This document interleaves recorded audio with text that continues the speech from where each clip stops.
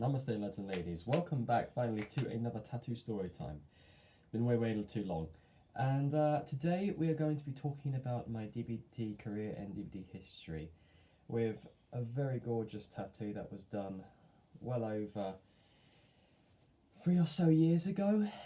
I believe it's half of the anniversary that we've just celebrated now with the masquerade of DBD at the moment.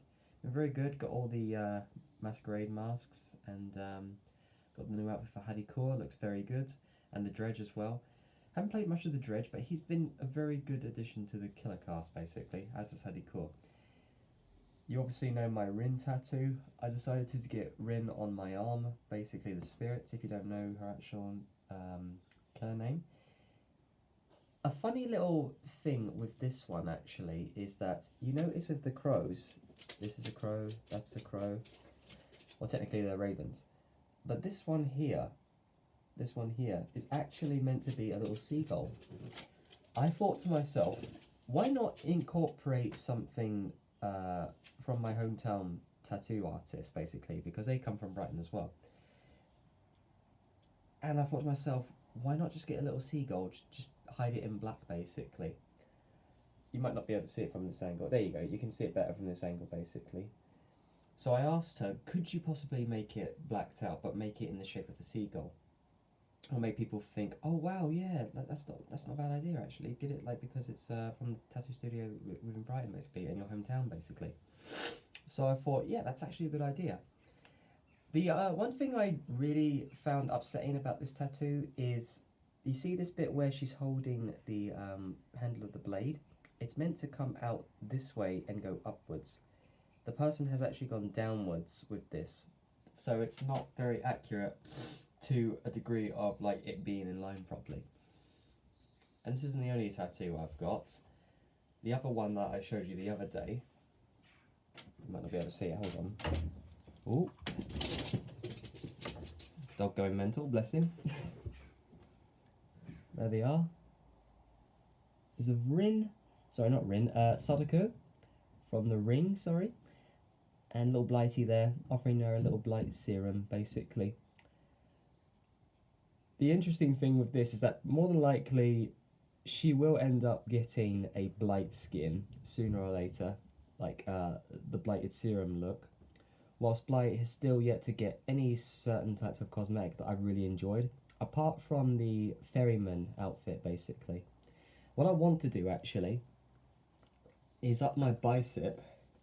I want to get a few more killers, basically, or maybe some survivors. I don't know. I might probably get David or something on there, or Felix, because Felix and David and Yui are my survivor mains, basically.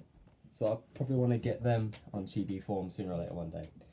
DBD is one of those indie games that we all thought would never blow up, basically, but it has because of its community, basically.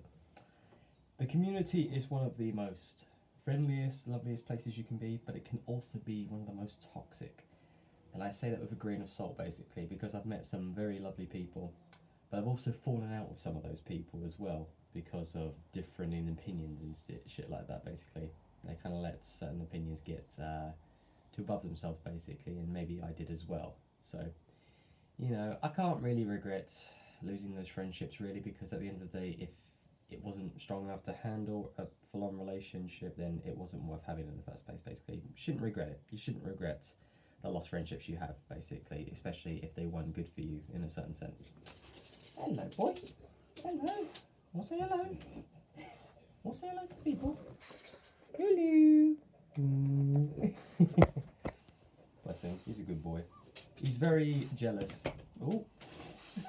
He's very jealous, so if you hug other people, he'll try to get up close to you and hug you back, basically. Sort the camera out, there we go. So yes, with the DBD community, it's kind of to and fro, basically. There are some fantastic DBD streamers, content creators. I myself am one of them, basically. I've enjoyed uploading content from DBD because it's one of the games, it comes back to the olden times, basically, hide and seek, seeking the survivors, hiding from the killers, basically. It's a simple aspect to a game basically, compared to like FPS, Call of Duty, like you know, seek and destroy, that type of thing. But with this, it's basic playground tactics basically when it came to finding and hooking survivors or trying to escape the killer and get generators done basically. It's a very simple aspect, but it's loved world over by so many people. It has gone on and off over the years. I myself have had to take a break from it because when my other console up and kapooped on me, I wasn't in a rush to get back to it because I wanted to take a break. I wanted to focus on some of my life choices. I wanted to focus on my mental health basically. You know, I was uploading constantly 24/7, and I'm alright now. Like, I'm in a safe place where I can actually say to myself, yeah, I'm fine with doing that every day because it gives me joy to see you guys actually enjoy what I put out basically. Whether it's you're only seeing it for 5 minutes or you're binge watching it for 5 hours basically, I don't mind. As long as you guys are getting some enjoyment out of my vlogs, my gameplays and stuff like that, then I'm all happy really. And DBD was one of those games that allowed me to do that on a constantly, you know, because I have well over like what 93 videos now, and I don't plan on stopping basically because with DBD, it's those games that you really it's funny really because like you try to relax yourself by playing something that can utterly like make you enrage yourself. But then at the same time, it could be really relieving because last night I played a game with a couple of my mates and we did a Sabo build together. I might probably put that up for you guys to watch because it was so fun. Like, to play Survivor on your own, it's really not that fun. You need to have friends to be able to do it, and thankfully I've got some very funny, good friends to have play DBD with really, because otherwise it just wouldn't be worth it on Survivor. But with Killer, it's kind of a lonely game really. You know, I feel like once they add proximity chat into it, which I think they will do, because I think that would make it more interesting, really. You know, it then adds to the fact of like, oh, you know, we can't talk to one another as much as we could, basically. Although people could just like go into Discord and stuff like that and just ruin the fun. But I think proximity chat to the game would be quite interesting, actually. It gives the chance for the killer to actually, you know, talk some shit back or have a friendly conversation as well. Because it's fine looking at a killer nod his head to say like, oh yeah, you can farm, you know, yeah, fun times, yeah, 360 spin, blah blah. But it would be nice to hear from like the killer side of like, you know, how's your day been? Has it been bad? Has it been good and all that? You know, I'd like to talk to the killer. You know, it would be quite nice really to actually experience something like that and talk to the other survivors. You know, I feel like in-game chat should actually be a thing. I mean, I know it in-game chat is a thing for PC, but I feel like an in-game proximity chat should be a thing as well. Be able to talk to other survivors and stuff like that. It's been 6 years now since it came out, and it's been fantastic. It's been on the rise recently. They've now started a dating sim, which I might probably try out because I just want the skin that is going to come with it. I'm hoping it's the spirit skin and not the trapper skin because I barely play trapper. I mean, I will play trapper like whenever I want to get like that little like trap catch kink going for me. You know, I kind of want that feeling of like they've popped a trap, but then oh, I've caught one. You know, like, and just leading them to a trap so they can walk into it. That is just satisfying. You know, the payoff for it is so good, basically. And then there's the thing with DCs that also need to be fixed with DBD as well, because I've noticed that my friend, bless him, he's got such poor internet, unfortunately, and he loves playing DBD, but every time he DCs, it basically bans him, you know, for like 5 or so odd minutes. There was one game where he got banned for 30 minutes because his internet was just going in and out over and over again. I've said to him, why don't you just fix it? And he said, well, it's not technically my internet, and I'm not paying to get her internet fixed, basically. He's basically house sitting.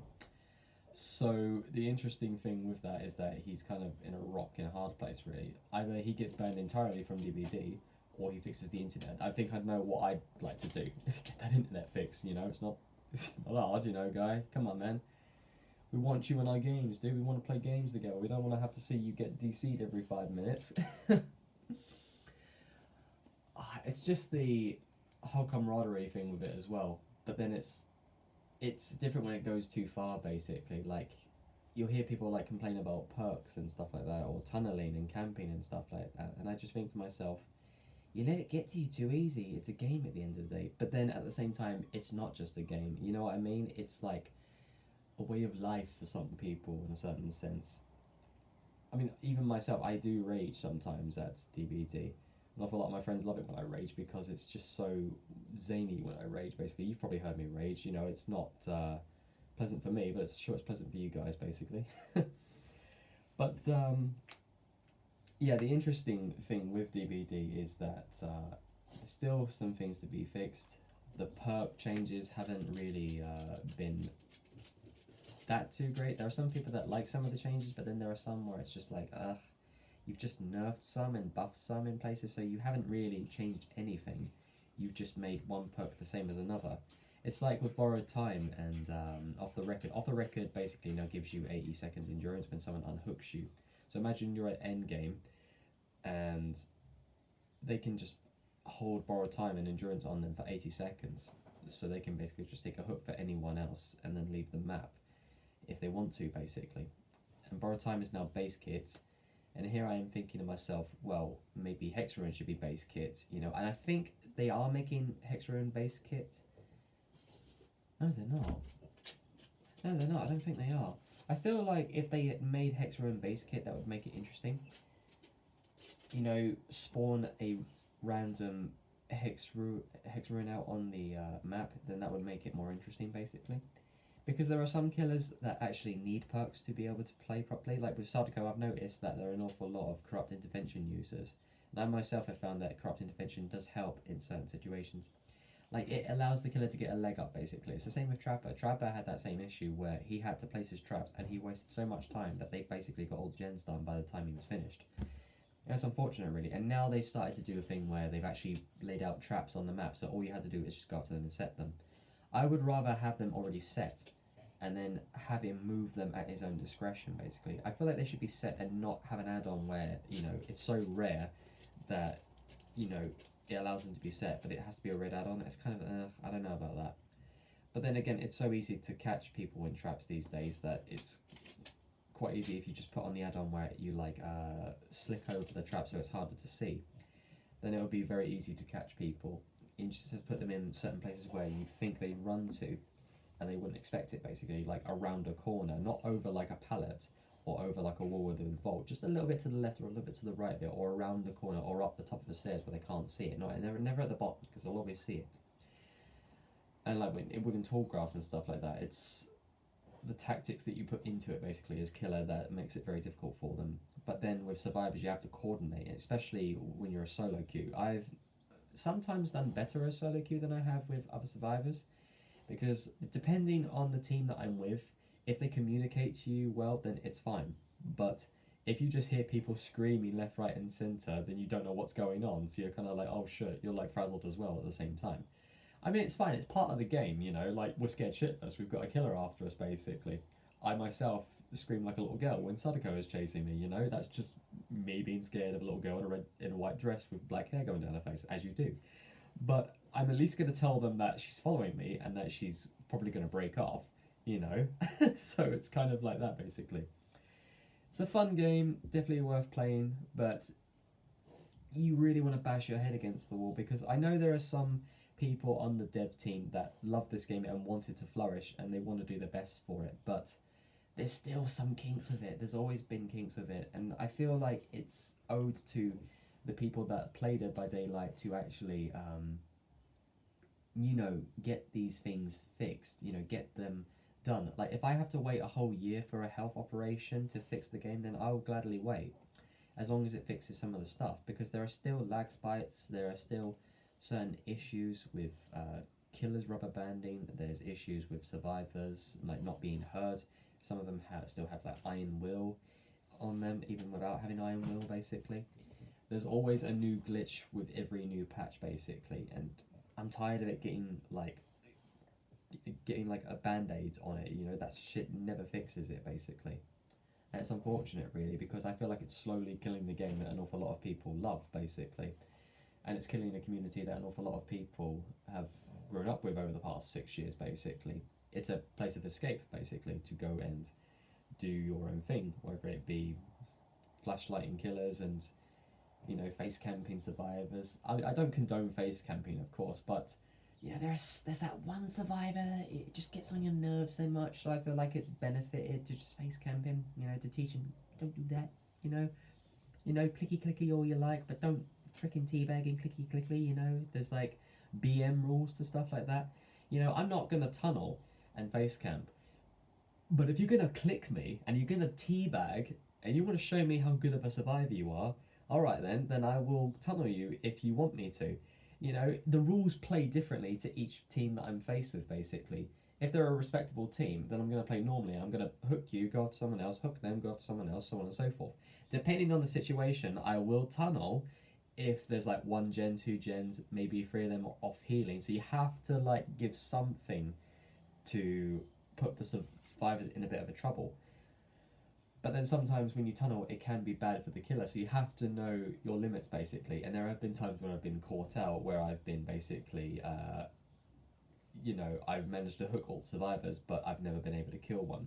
That's regular at red ranks, basically. Sometimes you get games where you don't, say, get a kill. Sometimes a victory for me is if I can get 2 people killed.